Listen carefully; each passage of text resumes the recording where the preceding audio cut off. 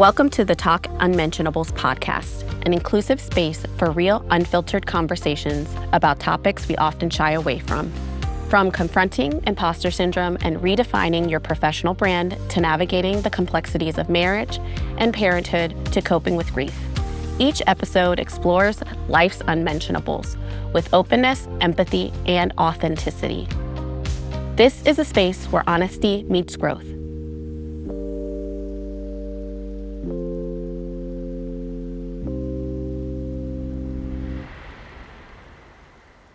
Welcome back to the Talk Unmentionables podcast. I'm your host, Deniece Daniels, and today we're diving into the topic of claiming your professional brand. This is the intentional process of examining how you show up, what you stand for, and how your skills, values, and lived experiences are perceived by others. It's about aligning your professional identity with who you are today and having the confidence to stand firmly in that truth. I'm joined by Sonia Siddiqui, founder and partner at Tamarack Solutions, LLC, a boutique law firm specializing in providing fraction privacy legal services. Sonia has extensive experience in privacy and cybersecurity, having held leadership roles at both Coinbase and Cola. She's here to share why communicating your value with confidence, consistency, and authenticity is essential, especially when it comes to naming, owning, and protecting your professional narrative. Welcome, Sonia. Hi.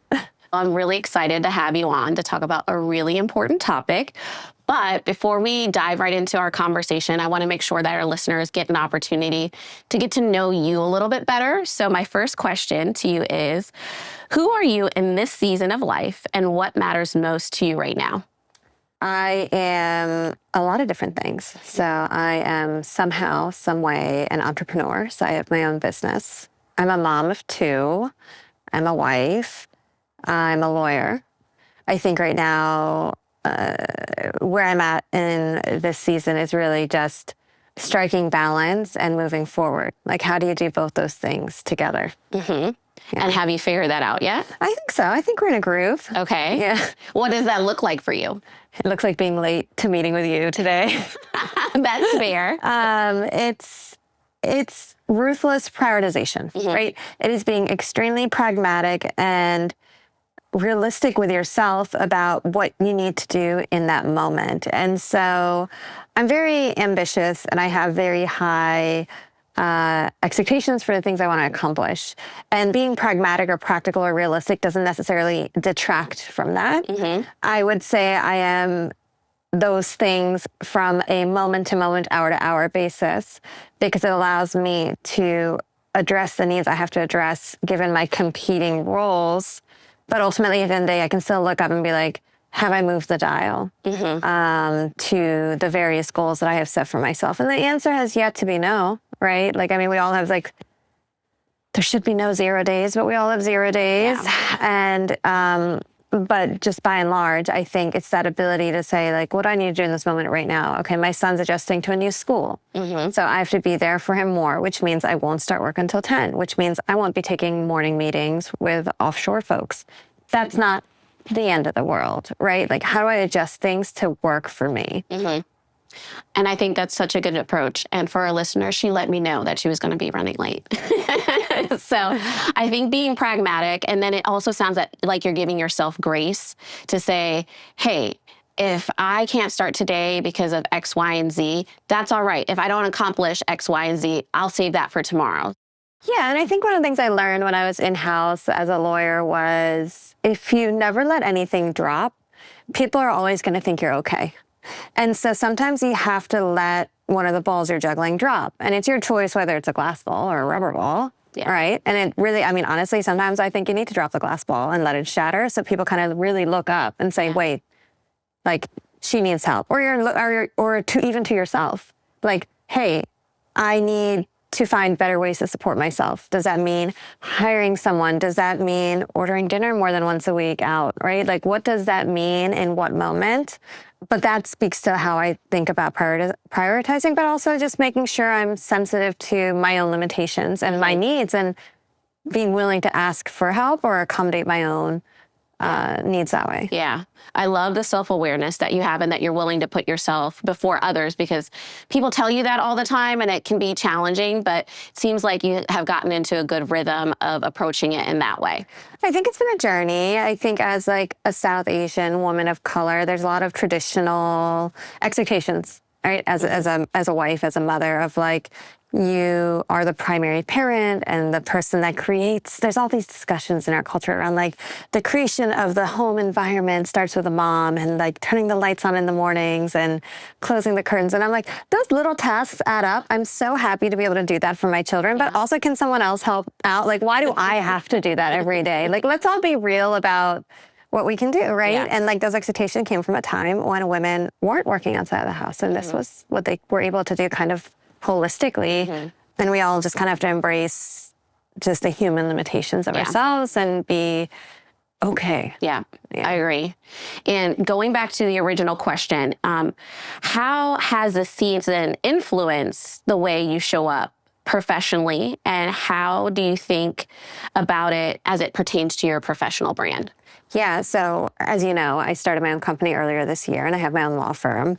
It was never something I set out to do. Like, I thought I would be in-house, I would move up the ranks, I'd be very happy working for these like big companies. And then something kind of switched, and I needed more flexibility, and this kind of organically happened. Yeah. What it's given me in the past 6, 7, 8, whatever long it's been, months of like fully committing to this, is the ability to really just be like, nah, or sorry, I missed that meeting. My kid's sick. We'll talk later. And it's kind of setting up your own way of work, right? Like when you work for a company or like any sort of, other, you are subject to their culture and their expectations and norms. And working for myself has let me set up my own norms. And so really going back to that sense of being ruthlessly pragmatic, kind of being able to say no, thank you, which I would never say no in-house. We're always like, how do we get to yes? Like, how do we make this work for everybody? How do I work more to make sure you get what you need?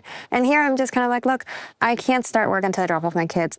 I stop at 3:30 because I have to pick up my kids. I'll be on later. I can be flexible, but like I have these very clear boundaries in my life. That's the exact word I was going to use, boundaries. Yeah. And they're not firm, right? Like there's times where I'm like, look, this coal's running over. My husband has to go pick up the kids. But this gives me what I need in this season, which is that flexibility, that ability to be there for my children while they're growing. And like, who wants to miss this? Like my daughter learning to read, like, I don't know, as a parent, only a parent can really understand like the absolute beauty of watching someone learn how to read. Yeah. Like, I don't know if before being a parent, I ever really was like, that's not who cares? But like as a parent watching a child and like helping them, like, can you really put a price on like teaching your child how to read versus like that one billable hour I miss from 7 to 8, right? No, right? My kids aren't reading yet, but hearing the passion behind you sharing that personal experience, I am so looking forward to that. I read to them every night and they love it. Like Dominic goes into bed and he's like, I'm going to read a book. I'm like, we're going to look at pictures. But the fact that he's enjoying that aspect of it is very encouraging. So I'm excited about that. And something you said in the very beginning, like you didn't think this is where you were going to be. And I just love that for you, because sometimes the things that we don't even or can't even imagine being or doing are some of the most beautiful things. And it seems like the right thing for you and your family right now, for you to be off on your own, being an entrepreneur and focusing on your work that way and giving yourself the flexibility to be there for your family in the capacity that they need you. Yeah. And you know what I will say? Since 2022, since I had my second child, I've been trying to strike that balance. Like prior to having my second, I had not been even considering the notion of having balance in my life. I just thought you give 100% in everything you do, and then you go to sleep for a couple hours and you do it all over again. And I realized that that was not a sustainable approach to life. And so after I had my second son, I was really exploring, like, what does that look like? And I was living in Germany at the time, as you know, and I had taken some time off of work because Europe lets you do that. And I really had a moment of like very deliberate pause and ability to kind of consider, what does this look like? And it just so happened that as we were repatriating him back to the US, my husband was kind of looking to challenge himself more. And so historically, I've been kind of the one taking these more like crazy jobs and crypto and things like that. And I was like, you know what? I see you and I know that this is something that you want to try. And I want to give you the space to do that. And I know what this is going to be. And it is going to be intense and it's going to be long hours and it's going to be very difficult. And that means now I, in my own deliberate pause, need to really reflect on like, how do I return to doing something I love, which I genuinely love, being a lawyer and advising on what I do, which is privacy and cyber. But how do I do that and balance being a supportive wife and, really helping support the kids, especially like to this day, my daughter thinks she's German, right? Like, I love it. I know. And so like like moving to a new country, my children have no memories of being Americans. Like, how do I help them reacclimate and settle into a new country, right? When I first moved into my job at Kohler as their head of privacy, I thought I found that balance. It's a 150-year-old privately run, family-owned company. They're in manufacturing. It's not crypto, right? Beautiful faucets and sinks and things like that, but it's not crypto. So it was a very different pace and a very different culture. What I found was that was just simply not enough, right? And being able to do what I do now, I genuinely have fun. Like, forget about everything else. I genuinely have fun. And the silver lining is I'm there. I'm present for my family. And I feel like this is like such a beautiful moment. We can use your words and say like this season is so beautiful for me because I'm able to feel like intellectually fulfilled because I'm working with very complex issues with my clients, but at the same time, I am very much present with my children. So it sounds to me, balance isn't the balance of time. It's more so the balance of you being able to show up how you want to professionally, intellectually, but also be present for your family for those special moments. Yeah. And my kids have no idea that I have a job. Like, and I think there's kind of some beauty in that. Like, I'm always telling them, like, guys, Mama actually does work. Like, she has an office is downstairs. My son is like, he thinks my makeup job, my like vanity is my office. And I'm like, baby, I love that for both of us, but that's just where you see me most. That is not my job. But I kind of like that because it shows me that I am being very present when I'm with them and that they have no idea that I have this other part because I am so present with them.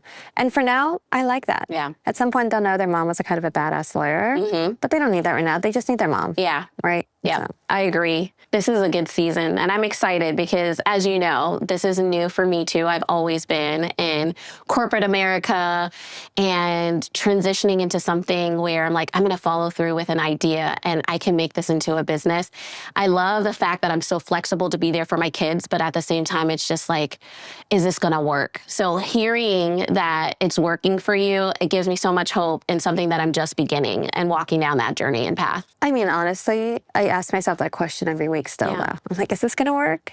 Why? It's working, but is it going to keep working? You kind of, I think that's also part of just being on your own. Yeah. Right? What I do think, like, a cultural commentary, but like what I do think has shifted a lot for a lot of people is like, there used to be this sense of security working for a company or the government or whatever, private or public sector, and you'd get a paycheck and there was a sense of being able to have longevity in those roles. And I think the past decade, you've seen kind of an erosion of that security through like the massive amounts of layoffs we see in the news, people losing their jobs for other reasons. And I think that's all kind of lent itself to like this awakening of like, no, just because I work for a company, nothing's guaranteed. Just because even that once a month, biweekly paycheck, monthly paycheck, that is not guaranteed. So now what's the difference between working for someone else versus working for myself, right? And if I'm going to hustle, why don't I do it for myself? Yeah. I love that. So let's move to values and alignment, letting go. So one thing that I've learned about claiming your professional brand requires getting very clear about what truly matters to you. What values are non-negotiable for you and how do they show up in your work? Yeah, and I think we've touched on this. I mean, the flexibility is really important to me. There's been like certain clients I've turned down just based on the type of work they do. That is very rare. But that would speak to like the extreme examples of things I'm simply not comfortable supporting. But really the values here are like, I think there's a lot of beauty in my life right now around, because of the values that I'm able to drive forward, which are like flexibility and understanding. And I don't know, like I really like living life on hard and like being able to do hard things. Yeah. Right. And so those three things really drive a lot of what's going on with me these days. So I know people like to push boundaries. When you push back on them to say, sorry, this isn't something that I'm going to be able to support you on, or the flexibility piece, the people are just like, can you give me another hour? How do you continue to reinforce those boundaries in a way that it's not off-putting to the other person? Or do you even care about that? It's like, this is what it is. Yeah, I think two things there. One, like, who gives a crap? Yeah. And that's my just general sentiment around a lot of things. But then the other is I've been very lucky. I haven't had a lot of people say, oh my God. Like, people get it, right? Like, I think we don't give people enough credit that they're going to understand. And I think for me, it's like, hey, I'm just dropping my kid off. I'm going to join this call by phone. No, totally get it. I have a sick kid at home too. Like, it kind of is that door that opens where people are like, oh my God, I have two young kids right now. Like, I have a unicorn sitting on my printer, right? Like, people are willing to kind of meet you where you're at with that stuff. And so for me, the flexibility is inherently valuable. It's also just a big part of my brand, which is honestly, at the end of the day, if you look at my website or just interact with me, the goal is for you to be able to get legal advice from me sitting on a couch, going out to coffee, walking around downtown. Like, I want you to feel that level of comfort. And that comes from flexibility and openness and understanding. And being authentic. I get that from you. And even sitting here, it just feels really comfortable. And if somebody is interested in your services, since you did mention your website, what is it? How can they find you? It's tamarack.solutions. Okay. Yeah. Do you want to spell Tamarack for us? Tamarack. Okay. Awesome. Yeah. I'm glad that you've had really good experiences with your clients, but at the same time, being authentic, sharing those stories, I think a lot of times people are still struggling about being open and transparent. It doesn't mean that you need to divulge your entire life and say the exact circumstance that you're going through, but if there's something that is lighthearted and really speaks to who you are, why not open that door? Because again, it gives a different dynamic to that relationship now. Yeah. And so that's like the work setting. Now, the personal context, I mean, I don't know. I think I'm still trying to find that balance with my husband where I think I always feel this need to take on more than maybe I should. And so there's a miscalibration where I set expectations so high, but again, like then I go back into myself of like, okay, I need to prioritize this. And in my head, I'm like, I can drop that. It's not a big deal, but I've committed that to my spouse, right? And then there's this frustration of like, what? You said you were going to do this thing. I'm like, yeah, but who cares? Like, I decided not to do it, right? And so there is a little bit of tension still with like my sister says I'm a dragon. Like, I love to collect things, and I do. I love to collect treasure. And so one of the things is like, I don't mind collecting tasks. I don't mind having a laundry list of things to do.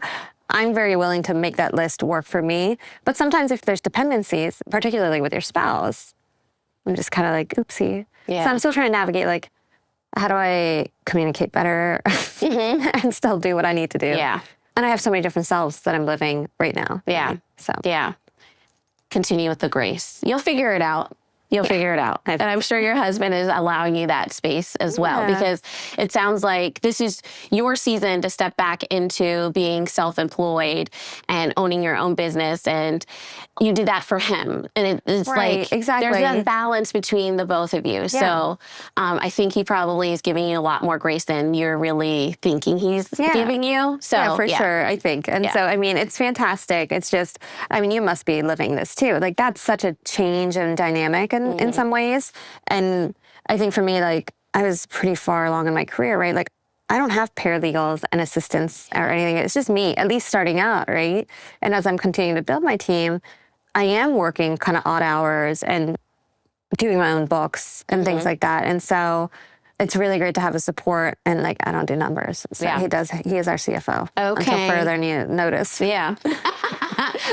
I say go for it. If he's willing to provide you with that service, I'm all over it. So following up to that question, what's something you've had to unlearn or let go as you've stepped into this season of your life and career? I used to really value always being at the table, right? And being part of key decisions, both for mostly in a professional context, right? Like being at that table, helping leadership decide on their next move, and really being sort of a source of influence on these things. I've chilled out a little bit. I think I know what I have to offer. I know how to deliver that. And I think there's some beauty in being sort of outside counsel, in the sense of like, it's your choice. Like, here's my best foot forward. Here's my best advice to you. And the rest is up to you. And I've gotten really unemotional about like, oh my God, like you didn't listen, or like, oh, you didn't follow up with my advice or my great idea. I think that's fine. I lose nothing by you going another direction. And I've given you the best advice that I can offer you. Yeah. So I really had to unlearn that sort of need to be part of the center of the universe, I guess. I think that's so good. So one, you've learned your worth. Not to say that you never knew what your worth was, but you're standing in your worth and you're standing firm in that, and not needing other people to reassure that you know what you're doing by saying, oh yeah, I want you to do this for me. I love that those are two things that are really grounding you right now. And I think they're going to take you such a long way. And it's something that's admirable, because I take things very personally if people don't see my idea, or what do you mean? So yes, it's admirable, and something that I want to implement. So you said unlearn some of those things. This is for me at this point. What are some things that you have applied to your life to not take things so personally when it comes to your work? So you have to be crazy somewhere. Okay. Right? So professionally, I'm very unemotional, but personally, I'm a very emotional person. And I think there's balance there. Like, you have that energy. Yeah. Energy is neither created nor destroyed. So it has to go somewhere, right? And so I'm joking a little bit, but I do think you just channel that. Like, where do you want to channel that? And think about that. And also looking at what you're doing and saying, I'm going to give this, like for me at least, I'm going to give this my best shot. And if it works, it works. And if it doesn't, oh man, that's going to suck, but it's okay. Yeah. Like, we'll just move on and find the next best thing. And nothing is the end of the world, right? That's what I always try to remind myself, is like, nothing is ever the end of the world. You kind of learn that from your toddlers, right? Like, everything is the end of the world, but then 2 minutes later, they're back up and they've moved on, right? And so it's like, yeah, you just kind of try to find that way. Channeling. Yeah. All right. I need to learn to channel. Okay. So claiming your professional brand isn't just about how others perceive you. It's also about internal alignment. So what specific practices or tools have helped you stay grounded and intentional in how you tell your story, especially in moments of transition? Yeah, I mean, I think the biggest for me is just I'm a list maker. So I'm always making lists. I have lists on my phone. I have notepads all over my desk. I mean, I just have lists of things. I also try to reserve my mornings. So I have a personal trainer that comes to my house 2 or 3 times a week at like 5:30 in the morning. And so I'm really trying to reserve these like moments of peace or moments of me, which just lets me focus entirely on me. It's not, what's for breakfast, or I need to invoice a client, or I need to go out to dinner with my husband. It's really just like, this is the 1 hour of the day that is 100% about me. And being able to give myself that, you fill your own cup first, right? And so I'm able to fill my cup, and that helps me move very intentionally through the day of like, I have put myself first. Literally, first thing in the morning, I woke up and put myself first. And everything that happens after that is kind of, there's no resentment. There's no, it's like, oh, I had to like cancel my workout because of X, Y, or Z things. It's like, I got that done. Yeah. And now I can go through my day. And I think that's what makes to the extent that my days can get unpredictable, that's what makes it okay. You know what I mean? Yeah. Yeah. I've had a few guests now, and they say the same thing. I do this particular practice first thing in the morning, and I'm realizing I'm very inconsistent about that. And it doesn't matter Yeah. what it is. Yeah. It's that consistency that harbors that peace. Okay. Is there anything else, or that's the primary thing you feel like has really helped from a practice standpoint? I think that, and I try to pray consistently, and so that's a big part of my life as well. And so I wake up first thing, I also pray. And so those things are very centering. Yeah. Yeah. Love it. I went to the church service this week, Sunday, and I have a really hard time saying no. And the pastor was reinforcing how much you need to say no for that yes to really mean something, and how successful people constantly say no, and that's why they're successful. And that's really stuck with me. And you're not saying that I'm always saying no, but you're really holding to yourself. And although you're not saying it, I can tell by the boundaries that you set up that ultimately you are doing that pretty consistently to allow yourself the space that you need to be successful, both professionally and personally. I think so. And there is a little bit of this fear of like, what if I say no too many times? Or what if I skip that dinner? Like this happened earlier this week. I was supposed to go to this dinner in DC. And at the last minute, I was honestly just like exhausted. One of my friends couldn't go. And it just kind of got less and less likely that I would go. I had like other children's activities I needed to kind of shuttle them to. And I had this sense of anxiety of like, what if this is it? Like, what is the one dinner that I would land in my next client? And I had to like kind of let it go. My husband was like really realistic with me about it. He's like, this is not the first of their last. If people are really interested, they're going to come back out to you. It's fine. You have so much going for you right now. Like, why worry about this one thing? And it definitely helped me calm down. But then there was another dinner today in New York. And I was like, I'm going to New York. And there was zero ways. It was actually impossible for me to go to New York without driving. And I was like, I'm not driving to Manhattan. And I had the same cycle of panic. I'm like, what if this is it? And so it's not perfect. I'm not perfect on this, but I also have a partner that kind of grounds me and is like, don't be silly. Like, this is not it. Like, and he's right. Like, the macro picture is like, it's one or two events in the year. Like, is this really, So. No, I love examples. We're all work in progress. You'll get there. So with it being National Mentoring Month, can you share one insight or piece of advice from a past or current mentor that's helped you either name, own, or protect your professional brand? I had an executive coach for a while, and one of the things he told me was, and I think I was going through this period of transition. I was so frustrated with everything that had happened. And I had said to him, like, and here I had just like completely fallen off the bike. And I'm so frustrated. Like, how many times am I going to fall off the bike and have to get up again? It's a very real feeling. And he was like, what if you didn't have to get back on the bike? What if you just picked up the bike and just walked alongside it for a little bit?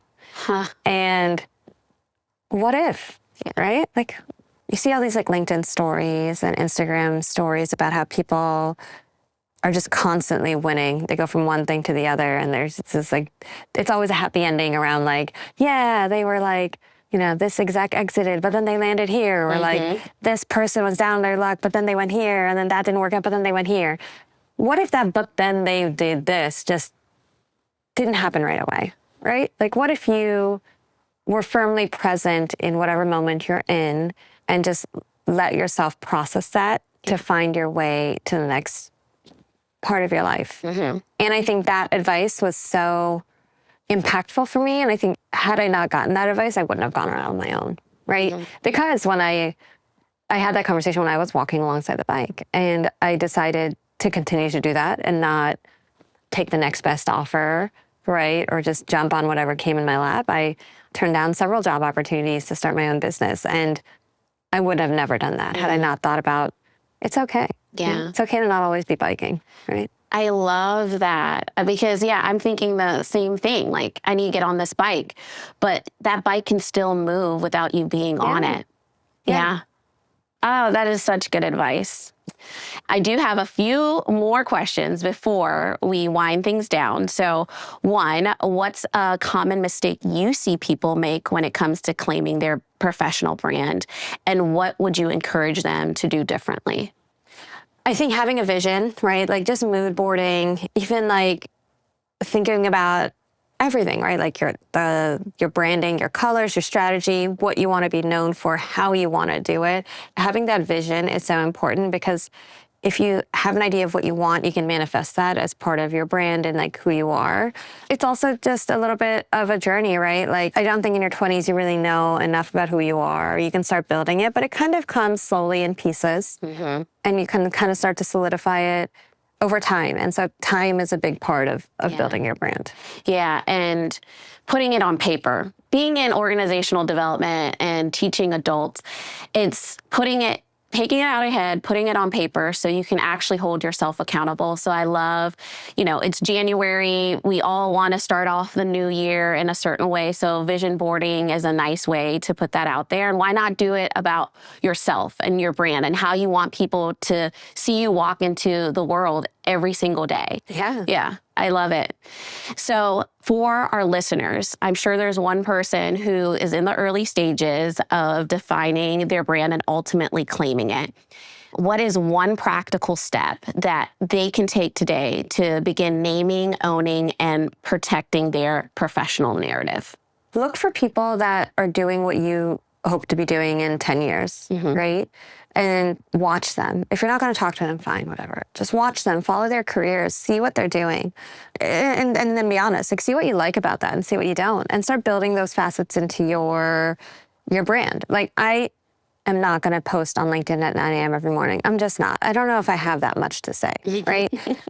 But a lot of people that I admire do that. It's entertaining, it's insightful, it's very useful, and it's a really big part of their brand, right? But that's not going to work for me. So just kind of picking and choosing and figuring out what that is. The more authentic you are about the things you want to do, the less forced it feels, the more likely for it to feel very natural and kind of continue to open doors for yourself. I think that's so practical because as a person who facilitates in front of people, I love going to see other people facilitate and see their style.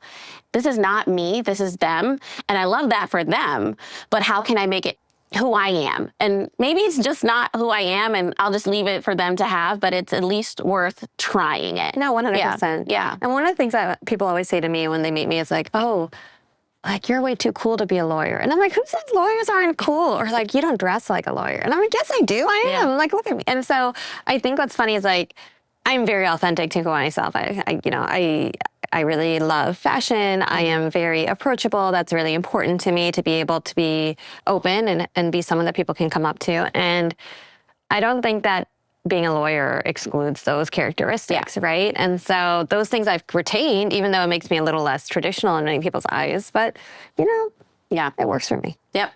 Stay true to who you are. Yeah. So Sonia, I just want to thank you again for joining my conversation today. It's such an important topic, and I hope one of our listeners can walk away feeling a little bit more inspired to approach their personal and professional brand a little bit differently, especially with us being in January and this evolving job market. Things are just changing day by day. So knowing who you are, how you want to represent yourself in the world is so important. So thank you again for just sharing a little bit of tidbits and insights on what makes you who you are and how you've gotten to where you are professionally. You got it. It was great chatting with you.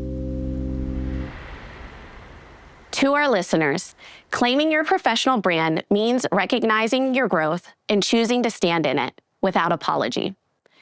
As you evolve, you get to decide how you show up, how you tell your story, and how you protect the version of yourself you're stepping into. Stay tuned for the next episode and visit Talk Unmentionables Media to learn about my consulting services. Until next time.